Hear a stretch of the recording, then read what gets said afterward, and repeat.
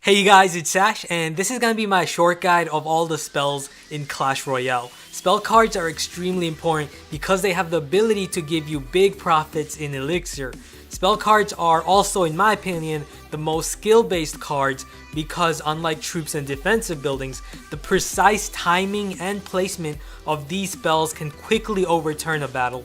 So in this guide, I'm going to go over all of those spells and show you guys the proper way to use them. First is the Arrows card. Arrows are possibly the most commonly used card in the game, and it has the right to be as it can counter many big threats and provide you with a great Elixir profit. Not only that, the thing I like most about the Arrows card is its very large radius. No other damage inflicting card has a bigger radius than the Arrows card. This gives you opportunity to gain more value out of the card because, after all, the objective of a battle is to get as much value as you can by using the least needed elixir. For example, the Arrows card can one-shot a minion horde, which will give you a 2 elixir profit. But a smart player would look to gain even greater value. What a smart player will do is, instead of quickly killing the minion horde with arrows, he'll be patient because he already knows that he can take out the minion horde at any time with his arrow card. So what he'll do is wait and see if his opponent is going to deploy another card, and the chances are he will. So if he deploys his spear goblins, then you can use the arrows card to take out the minions and the spear goblins at the same time and instead gain a whopping 4 elixir in profit. Now, say your opponent instead sends in his baby dragon with the minions. Then you're gonna still win big against his combo. How? Well, all you have to do is use the arrows to kill the minion horde and weaken the baby dragon at the same time. The minions are gone, so your arena tower can now focus on targeting the baby dragon. The baby dragon is pretty slow, so your arena tower will be able to single-handedly take out the weakened baby dragon without taking much damage. This way, you're going to be able to obtain an insane 6 elixir lead while only taking a few HP of damage onto your arena tower. This is how you win. Just like the arrows card, the fireball card is another high value spell card. However, I always see people using this card the wrong way. The best use of the fireball is as a defense. Instead of just dropping it onto an arena tower just to weaken the tower a little, you should instead be focusing on obtaining elixir profit from it. For example, if someone sends in barbarians, then you can drop the fireball onto all of those barbarians and weaken them to the point where your arena towers can just one-shot all of them quickly and you gain a 1 elixir profit. But, like the example I used before with the arrows card, a smart player won't just quickly fireball a group of barbarians. He's gonna instead look to obtain even more value. He's gonna wait for his opponent to send in a support troop behind the barbarians because that's what most people do. So if his opponent sends in archers behind the barbarians, now he can kill both the barbarians and archers at the same time and obtain a 4 elixir profit. This is how you win games. Now, one important thing to know is that if the level of your fireball is greater than a wizard or musketeer, then it will one-shot them.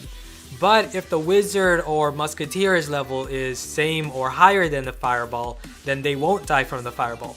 This is important because it's not always a good idea to fireball a wizard if you can't kill him in one shot. Instead, it's better to fireball him with another troop to obtain more value. I also see a lot of people using fireball onto arena towers and at the same time also on a wizard or witch. While that is a decent value move, it's not a great move because the wizard or witch is still alive. So all your opponent has to do now is place a tanky troop ahead of them and he'll quickly have the advantage because you're gonna have a hard time finishing off the weakened witch or wizard. The lightning spell is one of my favorite cards because of just how powerful it is, and it can completely destroy some of the most annoying decks to play against, such as the spawner decks, the hut spammers, and the turtle decks that basically combine their expo or mortar with a bunch of defenses. The lightning spell can quickly destroy all of them together, and it's just surprising to me that very few people use this card. The lightning spell can target up to 3 enemy troops or buildings with the highest HP. So to effectively use this card to obtain high value, your goal should be to use it on 3 things with high HP at once. For example, if your opponent places an Expo or an Infernal Tower with a Wizard, then simply using the lightning spell can severely weaken or kill all of the threats at once. And that will basically grant you an insane 10 elixir profit. And that can easily mean that you won the battle if you use that 10 elixir advantage properly. Another example is using it on the Goblin Hut along with the Barbarian Hut and the Tombstone, then that can also quickly grant you a 9 elixir in profit. The lightning spell costs 6 elixir, but it's just so easy to obtain value with it when you use it properly to kill multiple threats at once. The rocket card is similar to the lightning spell as both cards cost 6 elixir to use, but the rocket card does significantly greater damage. But the main difference is that the rocket has a much smaller radius, only 2 tile radius compared to the lightning's 3.5 tile. The rocket is definitely one of the most skill based cards in the game because of this. You need to master ways in which you can utilize it by timing the deployment and speed of certain troops, have them clumped up, and at the same time blast them with the rocket. The rocket is also the best counter to Expo decks and defenses to shield Expo. Many people believe that the Rage spell is underrated, but in my opinion the Rage spell just isn't as good as it should be. It's a card that Supercell really needs to buff. I think raising the cost of the card to 4 elixir instead of 3 and increasing the movement of troops and attack speed by 50% instead will make this card a much more appealing card to play with. Only a 35% boost really isn't much at the cost of 3 elixir, and you need to take into account that the Rage spell is utterly useless for defense.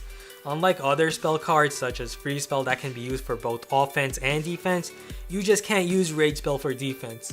So basically it's a defensive liability and it's not that good, and it also takes up one of your precious card slots. Keep in mind that you only carry 8 slots. Still, I might be critical about this card, but after a lot of tests with it, I just found it to be useless when the Free Spell is just so much better. However, the Rage Spell is still a decent card for aggressively heavy offense, high risk, high reward decks. For example, if you're using the Rage Spell with a P.E.K.K.A combined with a bunch of splash attackers, that's a pretty good idea because of how slow the P.E.K.K.A is and how easily he can be distracted.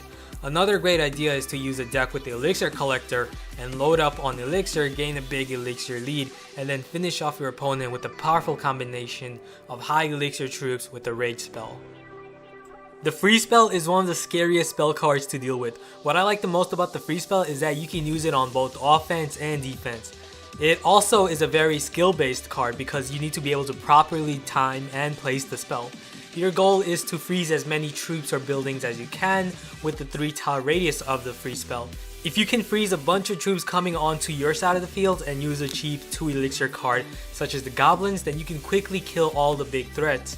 For example, if your opponent sends in the Hog Rider and the Prince together, all you have to do is properly place that Free Spell, freezing both of them together, and place your Goblins to quickly kill them while your Arena Tower also helps them on defense. Or you can use it on offense by sending in your Hog Rider and use the Free Spell to freeze the enemy attacking troops and the Arena Tower at the same time, allowing your Hog Rider to do a massive amount of damage while your opponent just watches. The best way to avoid Free Spell is to spread out your troops as much as you can.